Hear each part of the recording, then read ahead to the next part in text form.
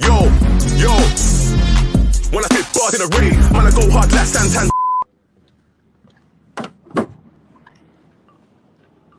Yo, people, welcome back to another episode of the New Spurs Order.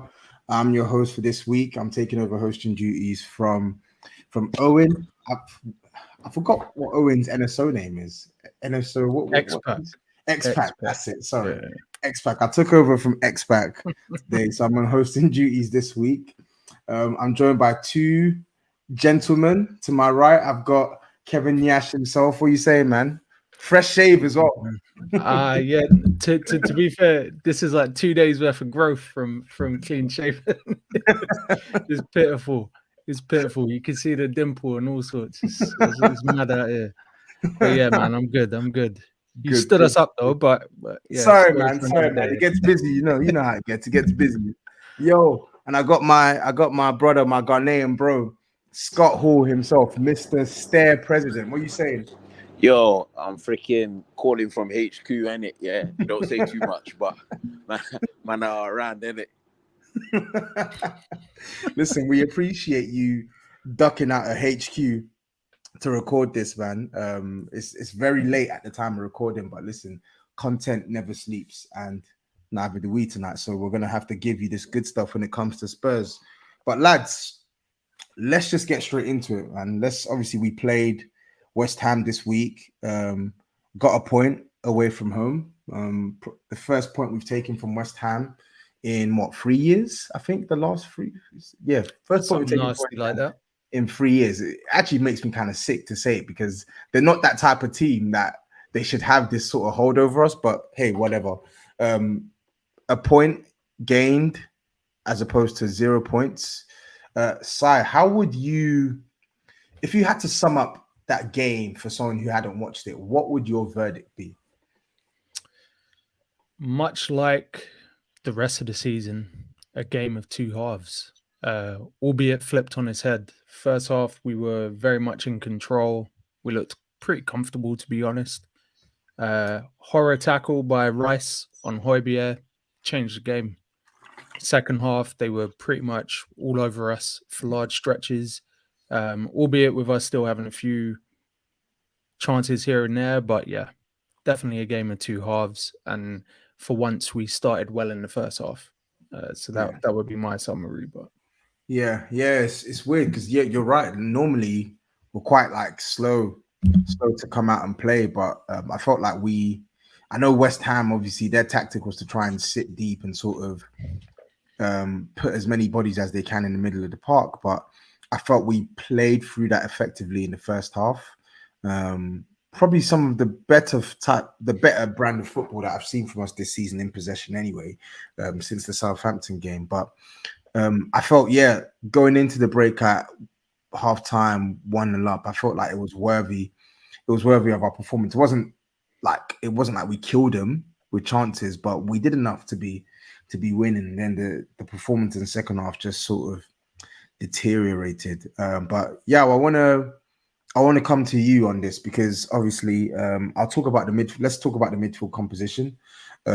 He went with Højbjerg and Bissouma. Now, what was your verdict on that midfield pairing over the course of the 90 minutes? I think there's a bit of a issue that we have in this squad. And to be honest with you, it's a bit of an issue that Conte is creating himself.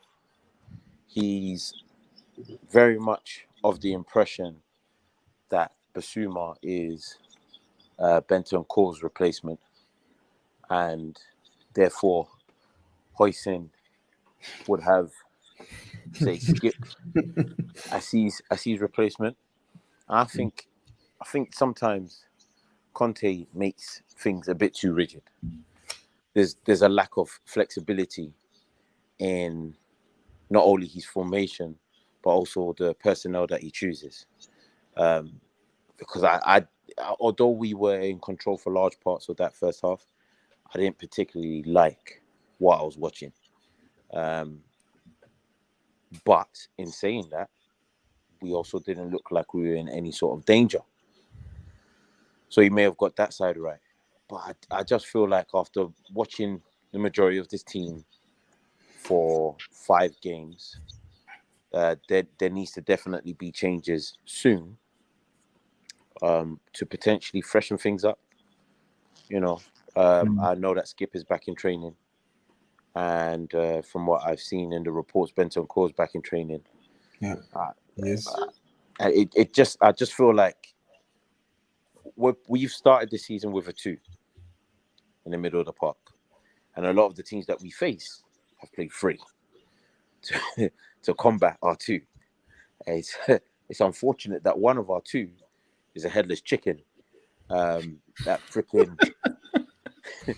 freaking is sponsored by the Vikings of freaking Denmark, yeah. But if we had 2 very cultured centre mids, maybe I wouldn't be complaining so much. Maybe I wouldn't be so upset. But unfortunately, we don't. And we're getting overrun in the midfield. Luckily for us, we're quite organised and it hasn't come back to kill us. But we're pushing it. That's me. Interesting.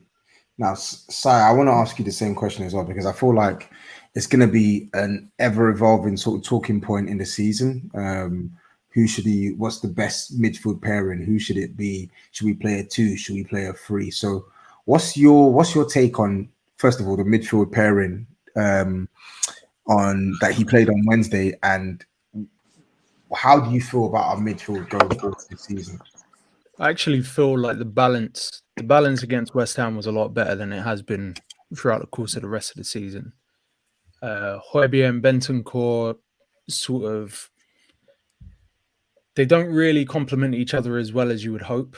You look at the deep lying classier of the 2 in Bentancur, and you would say he should be the person bringing the ball out from the defense.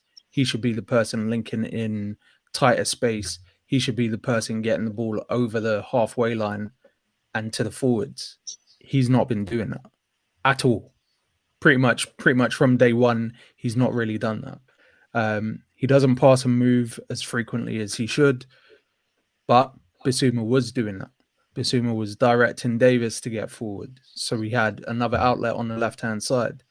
He was able to progress the ball through 1 or 2 touches, which, again, is something that we need.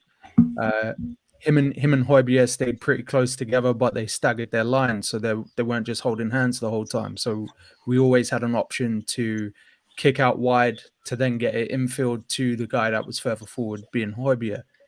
So I feel like the balance was actually pretty damn good. We saw more underlapping runs by Davis, which is usually facilitated by the midfielder on that side actually linking play a bit.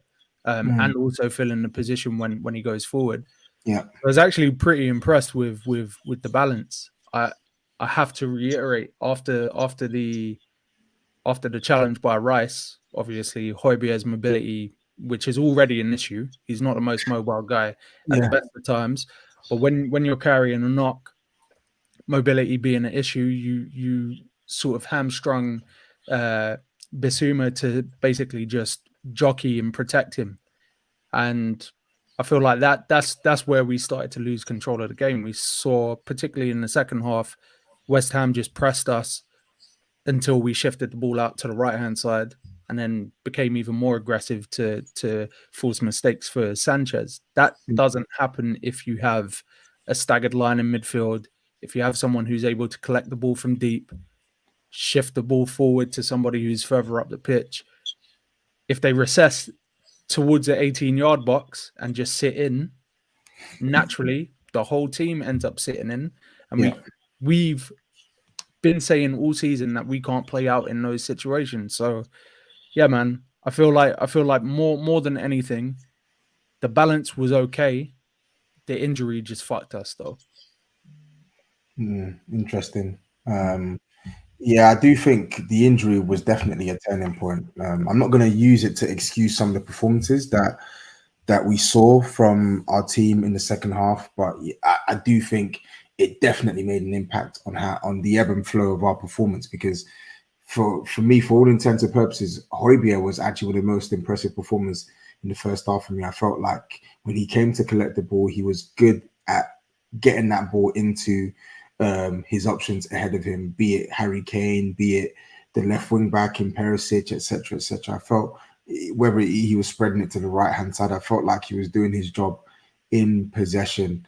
I felt Basuma was a bit nervous in the first half. I did see him make some sort of baggy touches at times, misplaced passes here and there. It felt like a very, very nervous and underwhelming first half, but second half, I know the team performance wasn't good, but I do think his individual performance, in my opinion, improved. Like you said, when he started sort of directing people where to go, when he started passing, moving, I felt like you could see more of what Basuma was about in the second half, and that was encouraging. And I think Conte alluded to that in his press conference that, like, yeah, he's a bit behind Højbjerg and Bentancur, not in terms of quality, but they've just played more. They just played more games than Basuma, so he needs to sort of get himself into a rhythm before we can see like the best of him. But we know what he's about anyway. But anyway, let's talk about the two parts of our team that, for all intents and purposes, have actually been sort of our success and failure this season. So it's our defense and our attack. Because 5 games in, 2 clean sheets, I think 4 goals conceded. So that's the joint second least most goals conceded in the league so far, plus 6 goal difference, scoring in every game, etc., etc. How would you rate our defense on Wednesday, Yao? Because Sai spoke about the impact that West Ham's tactics had on us in the second half, and a big casualty of that was our defense. Like they really suffered in the second half, and it wasn't even suffering by sort of shots being peppered at them. It was suffering because they were receiving the ball and they were being pressed and they didn't know what to do with it. So yeah, talk to me about that defense, man. Talk to me about that defense. It's not a ball playing defense. Never has been.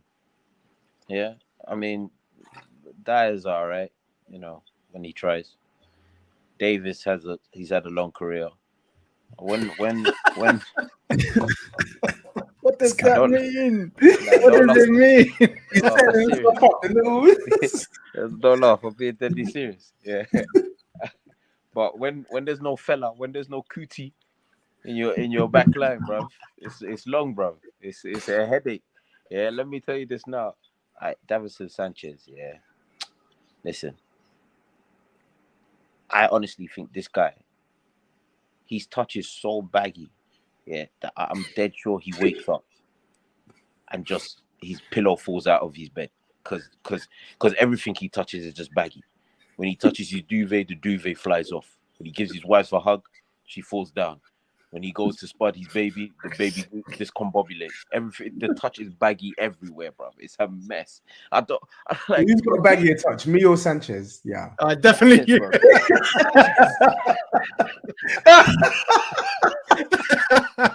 We saw the footy golf. We saw bro. The volley. We saw it all, bro. Bro. You know what? Sanchez almost had a bicycle. That's what I He did, didn't he? He's moving mad. You see, this is the maddest thing about our team, and the way Conte set it up. This is gonna sound nuts, but the way Conte set it up, like we're hard to actually beat. Like we're hard to actually beat, but it's not pretty. This is the problem. It's not. Back in the day, we had Toby and Jan, so when we were hard to beat, it looked easy, it looked pretty, Jan will get on the ball, find a man with a nice inside pass, turn, and we'll offer again. Bruv, we get the ball at the back, Dyer goes to Davis does a little stutter step, goes back to Dyer. Dyer's like, okay, cool, I'll go out wide to Sanchez. Sanchez brings it back to Dyer. Dyer goes back to Davis. Davis goes to Hugo. It's a mess. No, everyone's shook. Do you know what? That last point is the most prevalent though. I don't think Davis is actually a bad ball player. I just think he's just not willing to take a risk. If the ball's not immediately on, he's not taking it. And they're all shook. It can't run, bruv. Like, and that's why we invite pressure. That's legitimately why because none of them, not one of them, trust themselves to beat the press. So because they can't beat the press, they got to pass out of the press, and they don't trust themselves to pass out the press. So it's just hella pressure, and then we end up giving the ball to a guy that's been fighting soberism for like decades, bro. Like this is. Hey, listen, we can't continue like this because we might hold a real ugly one. But at the same time, the defense has actually been good. Not pretty, but functional. I think that's the biggest distinction to make, because you get a lot of people that, and in some respects rightly so, you wouldn't go into a season and have those three as your starters, right? But we've already seen how different the complexion of the team looks when Romero is in the team. The balance is right. Davis is a little bit more energized. He knows that he's an outlet, because we're going to funnel the ball down the right-hand side as much as possible so he can get forward. He'll be in more space. He's not as close to goal, so he can be a bit more expressive. Dyer knows that he has somebody who, if he fires it at feet, is going to control it. We also have someone who can direct Emerson to actually being a little bit more adventurous as well. The issue is obviously when you have someone like Sanchez come in, who is limited, but has also been playing pretty well defensively. He's not made any glaring mistakes. He's been robust in the challenge. He's made a couple last-ditch blocks, all sorts. Just not good with the ball at feet. And I think a large part of it is down to confidence. Fans don't fill him with any confidence, that's for sure. But also there are limitations in the player himself. So as much as it's not ideal, I feel like in an ideal world, yeah, we have two players on that right-hand side who are competent with the ball at feet. But as a stopgap option, he's not that bad, especially if we are hard to beat. I'd rather not lose games than be really expansive and get slapped 2-1. Like I'd prefer that. Yeah, no, I definitely agree with that. But I think with my thing with Sanchez and Everson is that, like, it's not even that like they're, you know what, they're not good on the ball, but You can't have them both. Yeah, you can't. Ideally, you want both, or you can't have both. But the thing that I don't get is we're playing in a system where the ball playing is quite important, and it almost feels kind of harsh that you're highlighting, I say yours, and we as Spurs fans highlighting Sanchez and Emerson, because you're right, for defensively they've actually done their job. Like I keep saying it, Ben Rama, when I've watched West Ham, has been West Ham's most dangerous player. Did anyone even get any sort of whiff of Ben Rama in the game yesterday? No. Emerson didn't give him any change whatsoever. He got handled. Sanchez defensively has done his job. Like, these guys are doing what they're being asked to do defensively. But the problem is, when we play the way we want to play, the way that we are being coached to play under Conte with the ball at our feet, for me, they're just too big a liability. They are.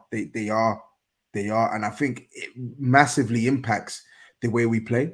It massively impacts the way we play. And I'm not putting it all on them, because we're going to talk about the attack in a second. But when we're looking at the defense, they incite panic. They incite chaos, in my opinion, when their balls at their feet. And that's not good. That's not good for the back line. Those two guys on the same side, it doesn't work. Like, it just doesn't work. That for me is more concerning than anything else. I think if you had someone like Doherty on that right hand side with Sanchez, I don't think it looks as bad. And that's the God's honest truth. I'm not a fan of that guy. Matt Doherty is not my type of player, but you know that he can play a pass infield and he's comfortable to do it. You know he can play a ball down the line and he's comfortable to do it. You know he can play a 1-2. You know he can do these things, and you don't worry when he's on the ball. Emerson, different kettle of fish. Anytime he touches the ball, unless it's far up the pitch, you don't want him on it at all. Now, in all my years of watching football, I have never in my life thought I would ever see a Colombian and a Brazilian on the same side and both of them stink. It don't make sense. And we're talking attacking wise. Yeah. think of every Colombian. Pablo Escobar probably can attack better than these men. Yeah. Like it don't make sense that you're from Colombia and Brazil, two nations known for qualities I'm not allowed to say on this. That's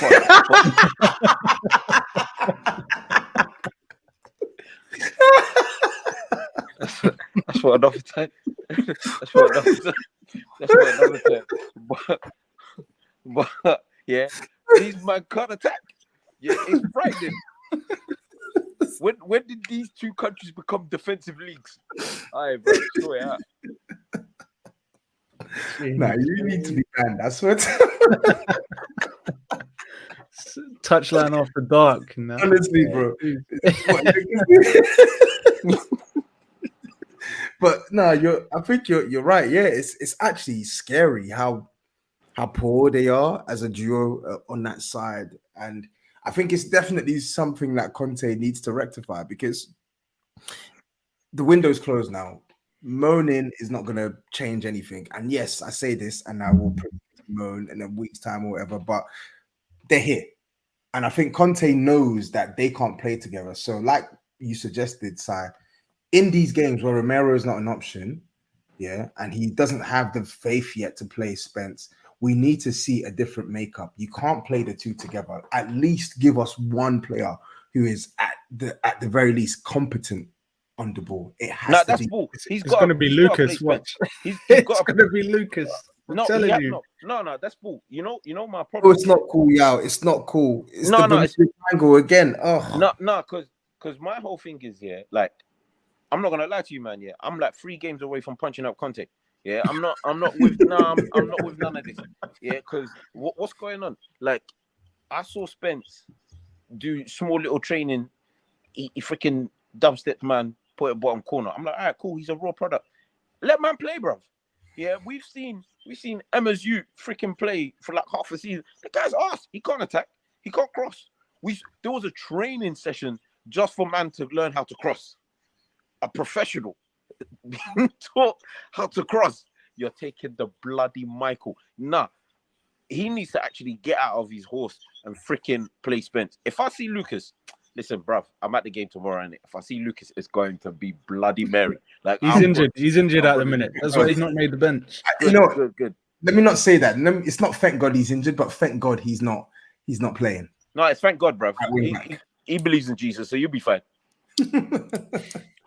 But listen, I think even a blind man could see what the issues were in defense. But let's actually talk about the attack, because I'm looking at this team now, and everyone knows that the attack needs to function for this system to thrive. And we have to be real. Like, this attack has not fully functioned throughout the season. Yeah, because of one pussy. Say his name. We're gonna get to it. I think for me, it's crazy. Kane has scored 4 in 5, but Kulusevski for me has been the best attacker this season. 100%. The best attacker by country mile. So not even close. So yeah, guys, talk to me about the attack. Sai, I'll start with you. Son, Kane, what's your thoughts? Son has either been overworked during preseason, the combination of Conte and his dad making him doing 1-finger push-ups. Can't be good for the ligaments and the joints and that. You're not world class. Do 10,000 press-ups. Yeah, you just stop smiling, motherfucker. Why'd you shoot so many times during the season? It's mental. Like, he looks so bereft of confidence that it's like, just sit him. Last time I was on, I predicted by Fulham he'll get dropped. Watch his space. Tomorrow, Richarlison will start. Like, I understand why Conte has sort of instilled that faith, because with Son, it could just all click into place. One goal, one good, amazing run. He usually turns around his form. That's usually the pattern of play for him. Yeah. But at the same time, we can't really afford to have anybody who is a net negative on the pitch. And that header into his path, being so overweight, Like, nah. Do you know how we hench can't your have head that. has to be to do that? Say that again. Bro, do you know the size of your cranium to head the ball 50 yards? He tapped it and it went 50 blood fire yards forward. It was How? mad. It's It was nuts. mad. It's nuts. And And usually you're that's right. bread and butter for him. To This is be it. fair though, the ball from Kane wasn't all that. Like It wasn't was in all his that, path. but You're It right. was You're in his right. path, but you know, that guy's a mock it is what it anyway, is. bro. Normally, Son can run onto it, and instead of heading it. But you're right. It wasn't inch perfect. And again, we'll talk on Kane in a second. But I feel like that's his meat and drink. He runs onto that, and Yeah. he at least works the goalkeeper at the very least. So you know what it is with Son. It's mad. I feel like I should be more worried, but at the same time, I feel like I shouldn't be because we've seen this with Son before. All it takes It's is never one. been this bad though. You This say is this, the but worst. he had parts last season. That period last season before he started hitting form, he was bad. He was really bad. He does. I feel like he does this, and you know what it is with Son. Yeah, it's like when he plays bad, he can't just be like a 4 or 5 out of 10. He legitimately has to be like a 2 or 3 out of 10, and I don't understand why. It's because there's not that many wrinkles to his game. He's not good in build up. Yep. He can't play with his back to goal at all. Yep. He can't pass over 5 yards. Correct. Like, and I don't think his movement is that good to just be an off the shoulder guy. You need something else. And he's Like, not world class. He's never been world class. We knew that. See, Though. He's a like world that. class. Hey, he's a world class ball striker. That's it. Yeah. Hey, I spin this coupe. Scratch. I just see signs, bro. Listen, yeah. Let me tell you something here about that fat year-old named Son. Hey, watch your mouth. That's our current. That's the current Golden Boot winner. Yeah. That's a golden boot of pussy, bruv. Listen, yeah. I need to understand, how you can give us 5 games and stink in all 5. Yeah, and I know everyone's gonna be, oh no, but he was all right against Southampton. Big man, go rewatch that game. No, he was trash. He wasn't Yeah, he was trash. The assist though. watch that The game. assist. Numbers on the board. I don't Yeah. care, but no, I don't want to hear numbers, bro. Don't give me numbers. That's what Kane Nasty. does. Kane does numbers, to keep man quiet. He's like, yeah, I stunk, but I gave you man 2 goals in it. Scrap! Like he does all of them nonsense. I ain't got time for that, bro. Cut that. Yeah. Listen, I'm not even a big fan of Richarlison. I'm not gonna lie to you. Yeah, I don't actually rate him like that. Yeah, but and this is a big but. Yeah, every game that he's come in on, he's impressed me. Like he's come on, energy. Like he's trying to get parts in the game. I think it was against who was it at home that we won 1-0. Wolves came on. I was like, oh, he ain't gonna take on his man. Then boom, took on his man, and he was off. Obviously, the finishing was disgustingly poor. Yeah, but that's for another day and another story. But I like that he's got this little edge to him. He's like, yo, man, want to chat crap about me? I got bars for you, innit? Yeah, and I like that. Yeah, no more Mr. Nice Guy freaking doing interview with Gary Neville saying, I want to be an NFL player, bruv. You know who you are, Mook. I wonder who you could be talking about. I wonder who you could be talking about. There's only one Mook in this club, bruv. Yeah. And his name is Harry. Yeah, and it's not Winkle. Listen, all I'm saying is this, the baddest thing we did, or the worst thing we did this transfer window, is not get a second forward that could bench or potentially bench both Son and Mook, because one of them has to start. It's inevitable, just by like the lineup that we have. One of them has to start. Yeah. And in fairness, Kane's got 4 goals. Yeah, it hasn't looked great, hasn't looked pretty, but he scored, and he scored some important goals. That's good. Yeah. Whereas Son has stunk up the place for 5 consecutive games, easily. Yeah. So next game, Fulham tomorrow, he should be dropped. Yeah, but there should be that fear in our strikers that, you know what? If I'm not stepping it up, I could be riding this bench for a few games, and it could be I don't get back into this team to the Carabao Cup or the FA Cup. And no top professional that wants to be at the height of their game wants to be riding the bench. Look at Ronaldo. You know what it is though? I think with that though, getting 2 players in one window that can genuinely provide competition for Son and Kane, that's a lot of change. That's a lot of change, personally. And I feel like Richarlison, I think he can cover both, but he can cover both positions. And to be honest, I want one of Son or Kane on the pitch as much as possible because they will eventually start playing well, and we all know what happens when they play well. When they play well, the rest is history. It's I just feel like Son doesn't really complement the other guys that we have though. If you had Richarlison and Son, Yes, I don't think that dynamic works as well as Kane, Richarlison, and Kulu. You get what I mean? yeah. Them ones where naturally Kane is, for all intents and purposes, our best player. Vice captain, he's going to be the last person to get rotated. Yeah, and that's fine. I can live with that. But like, we're in a decent enough position where, bruv, I'm honest with you, like just drop my man on the left to the bench. Just drop him completely and let Richie get a few run of games, because what Richie would do on the left, it might not look as nice as what Kulu does on the right. Yeah, but it's similar. Like, he won't hesitate to take on man. He won't hesitate to be very direct. And that's what Kulu does. Kulu is very direct. Like, I don't think people really notice how direct he is. He's very direct. He turns and he makes a beeline towards the opponent's goal. And it's nice to have that on the opposite side. Whereas Son, in his current pomp, get the ball and pass it back. Get the ball, pass it to the middle. Get the ball, pass it back. Jesus Christ, man. Take on your man. It's all I out. hear it. Listen, now our dynamic duo are not functioning, but boy, they gonna hit form soon. They're gonna hit form soon. So come as soon as Kane starts actually playing in build up as well, though. This motherfucker with the Hollywood balls. Oh yeah. He needs to chill. He needs to chill, man. Jesus. I'm pretty sure that the average length for pass has to be over 20 yards for this motherfucker. Like, ridiculous, bro.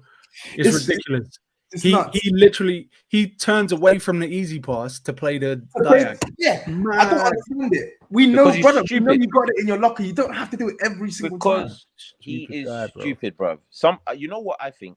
Hey. That's Harry Kane MBE. Watch your mouth. He is not stupid. That is Harry Muck until I see armpits. When I see armpits and silverware, yeah, then man can get his name. As I told you, that's a muck until I see armpits. If I don't see hair, yeah, with silver above it, bruv, big man, keep it over there. Yeah, listen to what I'm saying. Yeah, because I remember towards the end of last season, you said you're taking him off. Listen to this as well. You said you said you changed his name from after the NLD. You said something about taking Mook off his name. So what's changed? Yeah.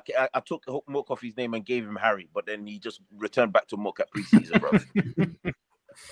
Nasty, you're a nasty guy anyway. But listen, before we talk on Fulham, let's actually talk about the window, because of those who live under a rock. The transfer window closed officially yesterday evening. So yesterday being the 1st of September. Guys, I know we went through the exercise of rating the window by 6 different categories. So I believe the first category was business timing.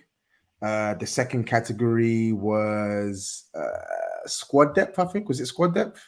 Yeah, let me pull it up. Let me get it up. Let's see. Squad. Yeah, so business. Yes, so I got it up now. So business timing. Second category was key problems. Third category, squad depth. Fourth category, starting 11. Fifth category, outgoings. And the sixth and final category, value for money. So, Sai, you may as well kick things off then. So, what was your rating across the 6, and what was your explanation behind each individual rating? Let me see if I can pull it up quickly. All right, so for business timing, I gave it an 8. The majority of our business was done early. They got a preseason.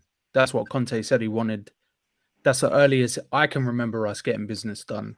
Yeah. For all intents and purposes, if we got 2 more signings at any stage in the window, I would have maintained that score. Addressing key problems, I gave it a 6. I felt like we needed a right wing back. That for me was the biggest source of concern, and I did really, really badly want somebody to take over the starting spot on that left centre back spot, more than anything else in the window. Squad depth, I gave it a 7 because across the squad, Bergwijn got upgraded, Harry Winks got upgraded, Galini got upgraded, and we upgraded by actually having some sort of depth at left centre back. Yeah. That to me is the strongest part of the window. Improving starting 11 was 6. I mean, that speaks for itself. Only 2 man can really go into the starting lineup. Yeah. Outgoings a 7. It would have been a 10 had we actually got some fucking value for the players, but that's a conversation for another day. Yeah. And then value for money of 5 because 60 M's on Richarlison is fucking weird, bro. 60 mil would have got you a marquee centre back, guaranteed, or at least 10 million more. 70 mil. 70 mil gets you a top class centre back. So it averaged out at 6.5. So yeah, man, 6.5 out of 10 window for me. Fair. And Yao, I've just put your ratings in the comments, but talk me through your ratings and yeah, just your overarching score. Yeah, so business timings, I gave it a 7, similar to Sai. We got a lot of business done early, which is a first, not common for us. So I gave it a 7 out of 10. Addressing key problems, I gave it a 5 because I felt like missing out on those 2 key areas were what they were very serious to me, you know, and I don't feel like we fully addressed them, but we'll obviously see how the season develops. Squad depth, I gave it a 7 again. The bench, for me, has improved slightly, you know, from what we had last season, which was key. Starting 11, I gave it a 6. Similar to what Sai said, I believe there's 3 men that can come into the team and starting 11 in Richie, Basuma, and Perisic. But we're only seen 2 so far in Basuma and Perisic. Outgoings, I gave it an 8. 7 of that was because Winks left. You know, it would have been higher if it was a permanent transfer. I'd have given it a 9 out of 10 if that guy got out of the club. Seriously, yeah, like that guy's poo, bruv. But I feel like, funny enough, I feel like the outgoings needed to be loans to kind of get the value up of those individuals that are out of the club right now, because I don't think we would have got what we want or top dollar for any of them on the basis of what they've delivered over the last season and a half, because they've all absolutely been poo. So a lot of them, from what I remember, is loan without an option to buy, which hopefully doesn't come back to bite us. I hope that they actually have a good loan period, come back and get kicked right out of the club for maximum value, because that would be fantastic. And the final thing was value for money. It's 5 because we barely got anything. Dele Alli's gone to Besiktas. We missed out on P's there. like we're getting squandered like left, right, and center. But it's fine. I don't really care because these men are at the club. But I read something today that apparently, you know, there's gonna be some sort of like spending cap coming into the league that will affect how much clubs can spend and their wage structures. Now, I don't know if that's going to help us, if that's going to benefit a team like us. In theory, it should. But in truth, I don't really think it will. I think next summer and this January coming are 2 massive windows. In fact, I think this January might as well be the biggest window of them all, especially coming off the back end of the World Cup. We're going to need some reinforcements. I feel like we're going to need at least 4 players in January. 4? Yeah. Who they are, I couldn't tell you. And I don't think we'll even get the 4. But I'm saying for the remainder of the season, with the amount of games that we're playing before the start of this World Cup, and the amount of games we're likely to play towards the back end of the season, we need bodies, man. Because I don't think Skip is going to make it through another 6 months without breaking his toe. And Hoisin is just sauce that you put on a duck. Hey. Leave him alone. Leave him alone. Yeah. So all in That's all, true, bro. yours came up to an average of 6.333333, so lower end of 6. So I think everyone is pretty much on the same wavelength in terms of like their overall score. Run us through my brother. Pardon? We got to ask. We can't just let you throw it off the backboard for yourself. Like that's not how we do things. Ask me again. Go on. What did you score to win the Mr. Goldberg? Calm. So I initially had business timing at 8, but I've dropped that down to a 7. And my reasoning for that is I do think we were really good in getting the players in early, like getting 6 players in before we kicked off our pre-season tour was really good and probably unprecedented when it comes to Spurs, as long as I've been a fan.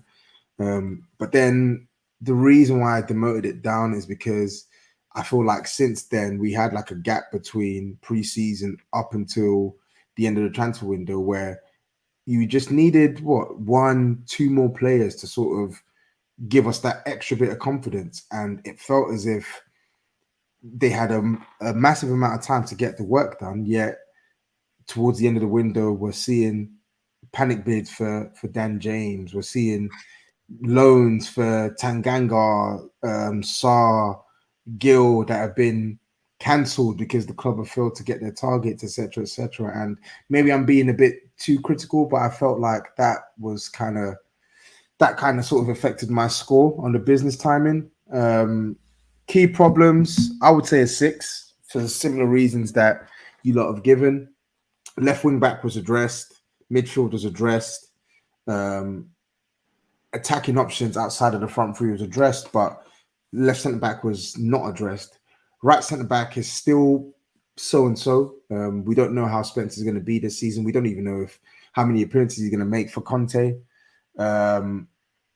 Squad depth, I gave it a 6 because I do think we've improved our team by quite a bit, but there's still gaps in this side that can hamper us, as we're seeing right wing back, right centre back. And I feel like, weirdly enough, it wasn't even in my head at the time, but seeing how much game time Kulu's getting with the amount of football that we're playing, we need a contingency plan for him. And I don't think we have a like for like off the bench. I would like to see Brian Hill there, but to be honest, I don't think Antonio Conte is going to give him a sniff. Starting next side, I gave it a 6. Basuma and Perisic, the obvious candidates that go straight in. And I think Spence, with game time, I feel like he can challenge. He can sort of oust whoever's ahead of him and be a starter.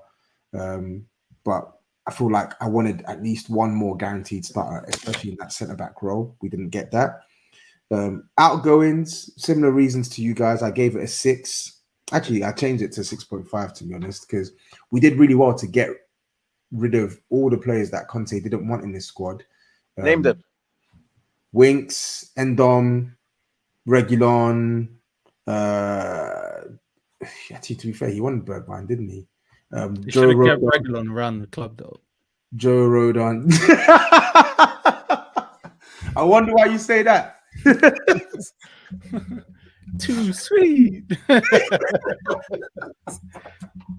But yeah, I think around like 5 or 6 players were moved on this summer, and there should have been more. To be honest, I think the only damper on that is like we didn't really get a lot of money for the ones that did leave. But I'm also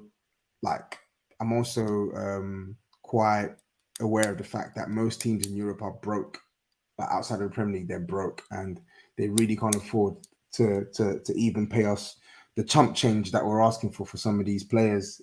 Case in point being Villarreal. But I do think the good thing about some of these loans, Winks aside, because I don't think he wants to stay in Italy, is that I can see the clubs that these guys are at buying them if they actually have a good loan spell. Like I could see Napoli buying Ndombele for 30 million euro. I don't think that's too much to ask for like a 25 going 26-year-old Ndom if he has a really good season. I can see Villarreal coming back in next summer and buying Lo Celso on a permanent deal.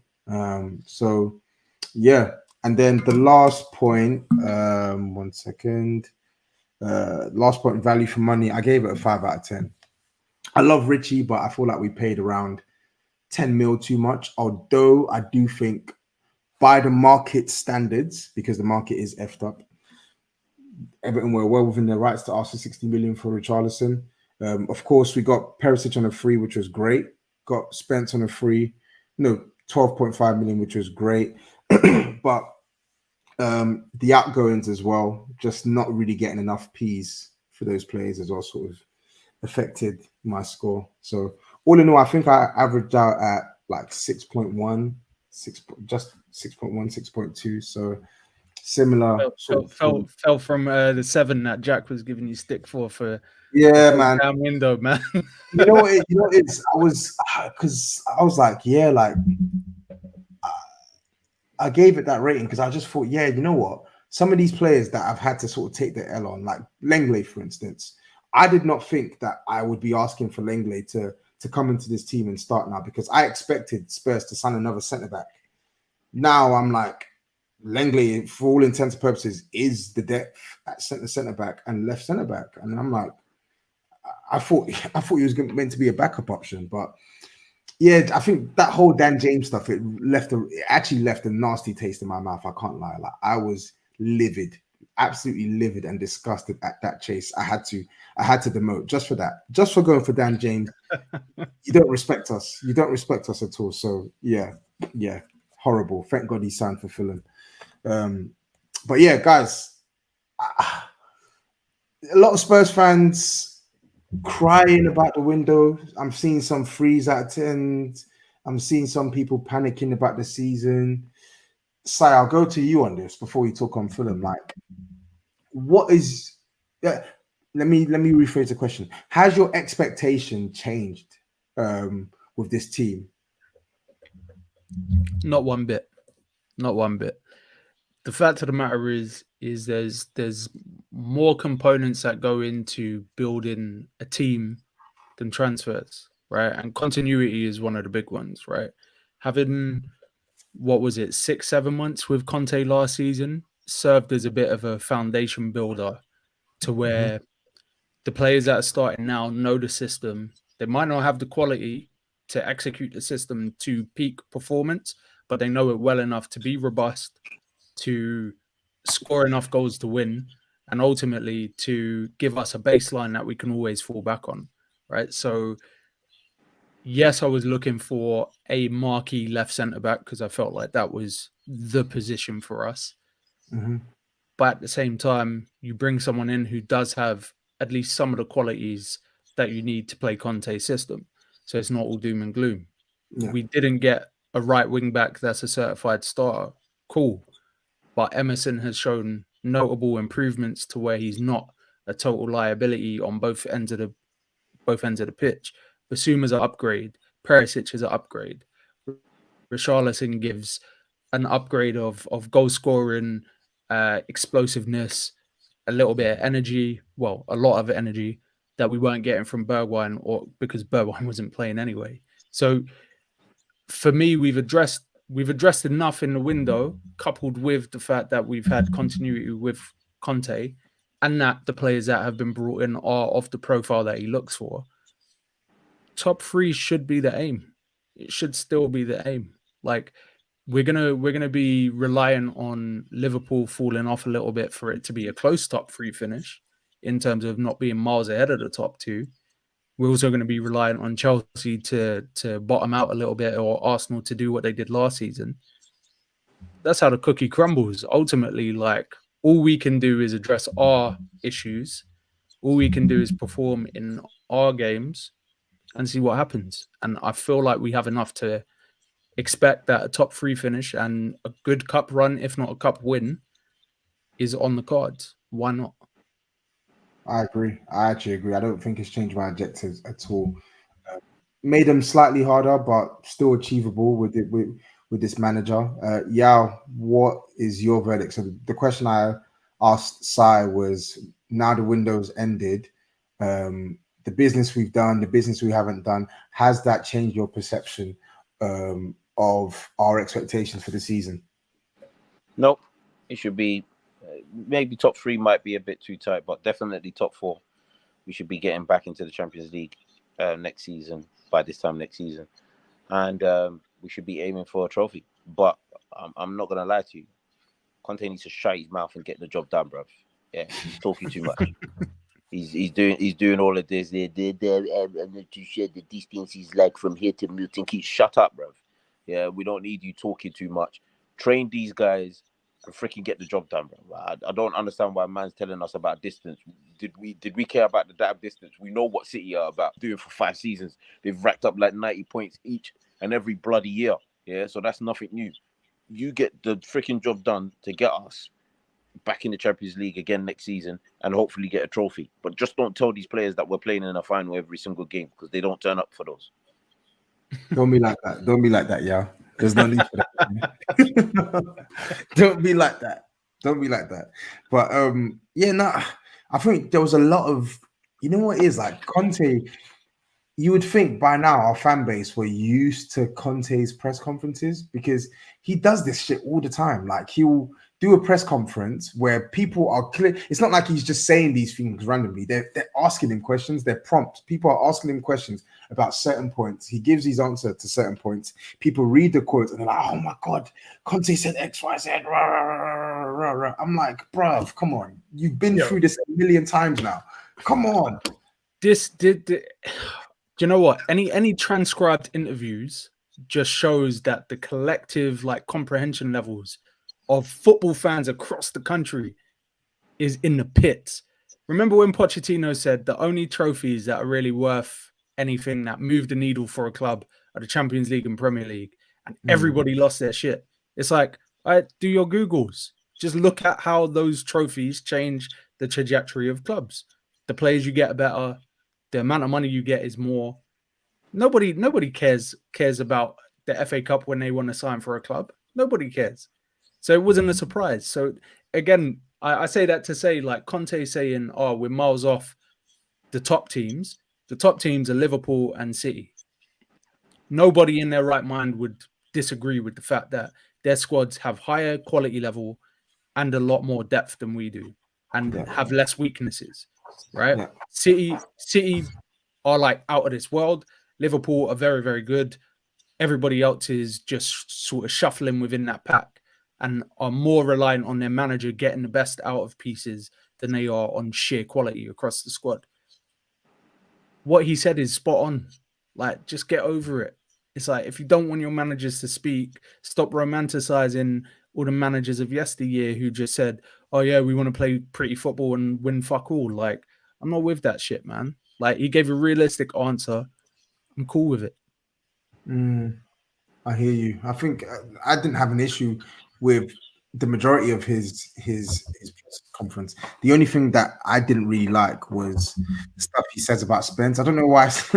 I don't know why Spence is the fall guy, and I know he's not saying it to sort of like chastise Spence, but why does Spence have to be the example of Spurs prospect, etc., etc.? Brother, just play him. Play him. I don't care if he's not the guy you wanted, etc., etc. You can't be telling me about preferences when I'm seeing Emerson Royale playing week in, week out. I know I'm not saying Emerson Royale is dead as a defender. I'm saying he is a dead footballer. He can't control his ball. He can't dribble with the ball. He can't cross the ball. He can't shoot the ball. He can't pass the ball. He is not a footballer. He's a robot. He's actually not a footballer. So, with all due respect, Conte needs to hold it with that one and just start playing Spence. Don't tell me about no prospect nonsense, because they're literally like a year and 3-4 months apart. Literally a year and 3-4 months apart. So don't talk to me about no prospect type, man. Just play him. Conte likes crap players anyway. You know, that's why he plays Hoisin. That's why he plays Emerson. Hey. That's why he tried to get Dan James. He likes crap players, bro. You know what I'm saying? That's why he's every press conference. Pierre, he gives energy. My friend, shut up, bro. Yeah, energy, what, bro? What is It it? The always comes Godfather, back bro. to this, Get out doesn't of it? here. Always comes back to Højbjerg. It's ridiculous. This guy, we could be talking about anything and he'll bring it back to Højbjerg. Because that guy's ass. He needs to get what like what I did with Winks. Yeah, he's my next target. This guy has to go, bro. Yeah, I'll get him out. I'll get him out of this club. I promise you, I will. I told you I'll get Winks out. I got him out. I will win. I will won this get this season. guy out. I'm gonna win next season. Watch. Impossible. But guys, before we wrap up, we've actually got to talk about the impending game we have to play. 3 p.m. kickoff. I'm getting used to these 3 p.m. kickoffs nowadays. You know, It's nice for a change.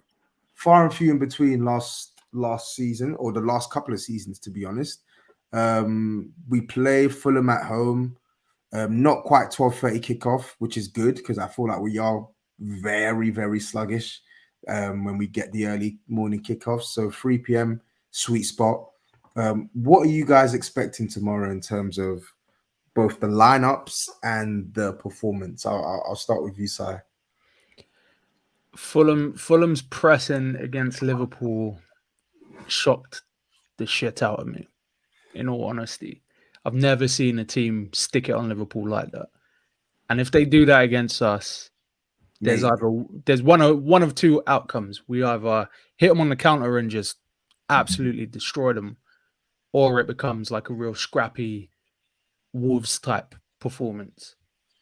And that those are the two options. I'm hoping that with Romero back potentially, and with Basuma maintaining his spot in the team, that we'll be able to weather the storm, if you will, and just sort of hit them on the break, score early, potentially score often, and just dead the game in the first half.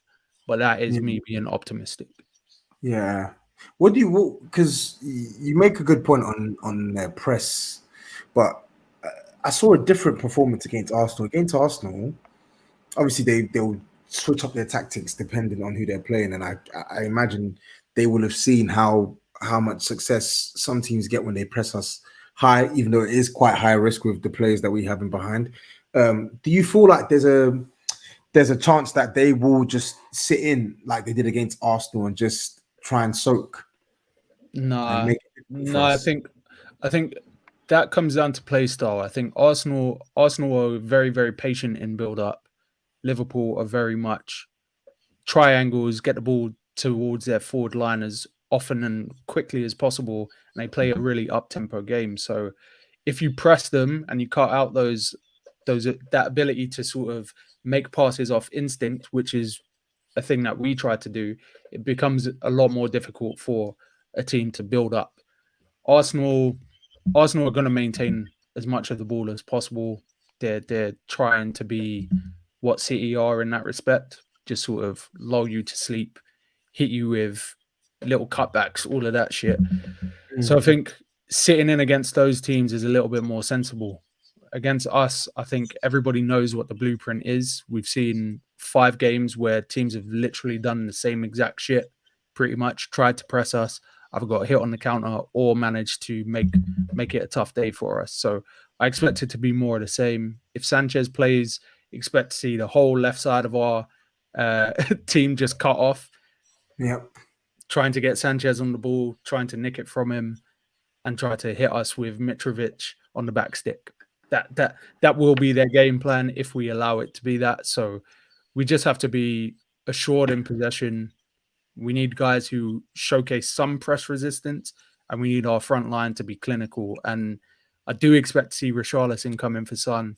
If he doesn't, then Son has to bag. He has to bag at least 2, because there should be opportunities for him, and he can't be so wasteful.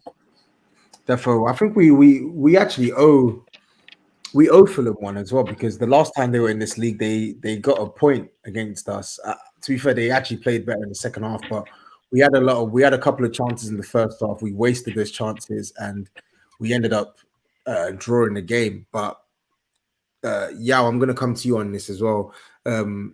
what are your score predictions for the game? And similar question to Sion, what are your expectations on the ebb and flow of this match? Like when you look at the opposition we're playing, like what's the obvious threats and how do we counteract those threats? The obvious threats is definitely going to be their press and the back thick ball into Mitrovic. In fact, any cross into Mitrovic is going to be very, very difficult to deal with. I think we've got to be confident and beat their press. I think we've got enough quality to beat them. Whether we've got enough quality at the back to stop them from scoring is another question. I think the final result could be anything similar to Southampton, where it could be 3 or 4-1, or similar to the West Ham game, where it could be a score draw, maybe a 2-2, because I do think Fulham have goals in them. Fair. Sai, score, what are you going for? I feel like we need a result, a big result, a 3-1. A 3-1 at home against Fulham should be doable. Fair. Especially going into the Champions League week. Like, yeah, we need to go into that buoyant. So, yeah. And I guess, yeah. I echo pretty much your thoughts and Yao's. I've said 2-1 all week. I feel like there's going to be more goals in it for us. But I don't know. I can't see us keeping a clean sheet, which is annoying. But to be honest, just win. 2-1, 3-1, 1-0, 4-1. Just win. Get back to winning ways and keep it stepping for Champions League football. That's what I'm going for. I want to put you guys on the spot. If Richarlison starts tomorrow, is he bagging? Yeah. I think so. Yeah. Fair play. I think so too. I think if he starts, he scores. But I think that's it for us, guys. Obviously, I think tickets are sold out now, but for those who are still listening, we've got the Touchline live show this Sunday. If you got your tickets, you'll definitely be seeing some of the new Spurs or the lads. You'll be seeing myself, Kevin Nash. You'll be seeing I can't remember. What does Dave call himself? Don Antonio. I can't even remember. Yeah, he's Eric Bischoff, man. Eric Bischoff. He's not getting some random name. His name is Eric Bischoff now, man. And I forgot Tops's. Booker T. Booker T. Yes. Yeah, you'll be seeing us for and the rest of the Touchline community there as well. Hopefully, we'll be linking up to feast on the blood of our enemies after a good win against Fulham. But yeah, for those who aren't going to be there, listen out to the pod that's going to be released the following day. But yeah, just keep doing all that good stuff. Following us on all the socials, Touchline Fracker on Twitter, New Spurs Order on Twitter, one word each. Follow us on Instagram again, Touchline Frackers, New Spurs Order. Yeah, just keep doing all of that stuff. And yeah, we'll be back soon, hopefully to discuss Spurs beating Fulham and Spurs beating Marseille. But until then, take care and peace out.